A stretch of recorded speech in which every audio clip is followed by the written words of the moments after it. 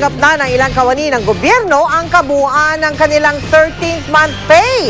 Pero may dagdag pang good news, baka raw madagdagan pa ang bonus ng mga taga-gobyerno. Nakatutok si Tina Panganiban Perez. Excited sa pila ng ATM ang ilang empleyado ng Department of Agrarian Reform. Makukuha na kasi nila ang natitirang kalahati ng kanilang 13th month pay at 2,500 pesos na cash gift. Masaya ma'am kasi enrollment na naman po. Marami kong papabibilin dito sa mga pamangking ko. Bibigyan ko yung pamangking ko pang tuition. Ba't pumiting-ngiti kayo, ma'am? Eh syempre marami akong pera kasi may bonus na kami. Bawat empleyado kasi merong ATM, doon ipinapasok yung salary ng bawat empleyado dito sa DAR. At the same time, lahat ng mga bonus doon ipinapasok. Mahaba rin ang pila sa mga ATM sa labas ng Department of Environment and Natural Resources. Ang iba, naunahan na raw ng asawa at mga babayarin. Na-surrender na kay Commander. Yung bonus? Ano ba chinek nyo ngayon? Yung butal na lang yun.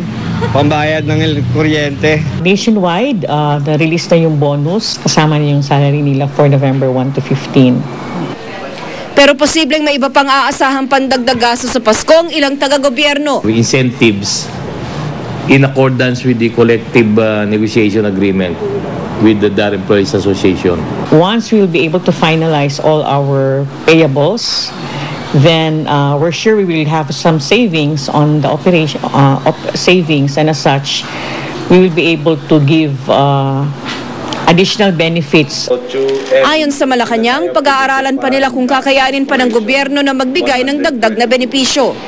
Malapit na Pasko, gusto ko mag-Santa Claus, mas kilomita po yung tiyan ko. Pero dahan-dahan naman ho tayo dito dahil alam naman nyo, daan-daang bilyon ang minana nating deficit. Tina Panganiban Perez, Nakatutok, 24 Oras.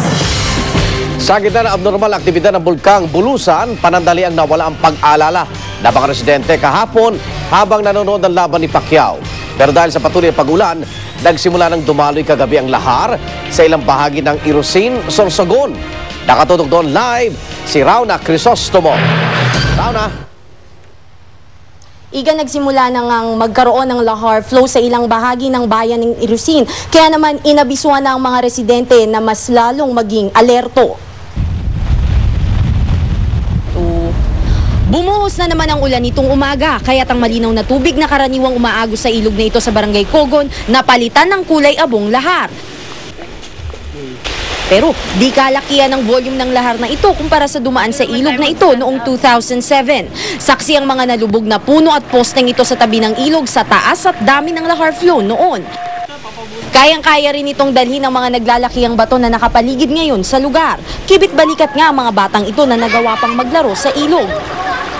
Ang putik na ito ang pinangangambahan ng mga residente pero biyaya pa nilang maituturing ang paunti-unting pagbuhos ng ulan at dahan-dahang pag-agos ng lahar ng unti-unting maibaba sa bundok ang mga naipong abo. Ayon sa FIVOX, mainam nga raw na dahan-dahang bumababa ang abo mula sa bundok kaysa biglaan. Pero kailangan pa rin maging alerto ng mga residente lalo't kapag malakas at tuloy-tuloy ang pag-uulan. Kahit may kaunting pangamba, tuloy naman ang pamumuhay ng mga taga rito. Handa naman daw silang lumikas oras na kailanganin. Ang hudyat nila, ang pagtunog ng kalembang ito. Mag-iipon-ipon yung mga tao. Kung sakali mang malakas yung ulan, mag-iipon-ipon yung mga tao para may dumating mang saklolo na yung sasakyan na para mag-evacuate. Isa lang ang sasakyan. Pag kumalimbang yung kampana, nakahanda naman kami. Kagabi mas malakas ang pag-agos ng lahar dahil halos buong araw umulan. Malapot na putik din ang dala nito. Kahapon ng umaga, panandali ang nawala ang pag-aalala ng mga residente sa bulkan. Ang tinutukan kasi nila, ang labang Pacquiao Margarito. Anong pumutok ngayon? Hindi ang bulkan? Hindi. Ano pumutok? Bumutok yung mata ni Margarito. Umuulan na naman sa mga oras na ito, Igan, kaya't maya-maya ay minomonitor ng lokal na pamahalaan ng Barangay Cogon. Pero sa ngayon ay hindi pa naman daw kailangang magsilikas ng mga tao. Igan? Maraming salamat, Rauna Crisostomo. Abangan! Si Chris Aquino, Personal na dinalhan ng regalo ang na-rape na nurse na si Florence. Panluloob sa isang tindahan sa Maynila, huling-huli sa CCTV.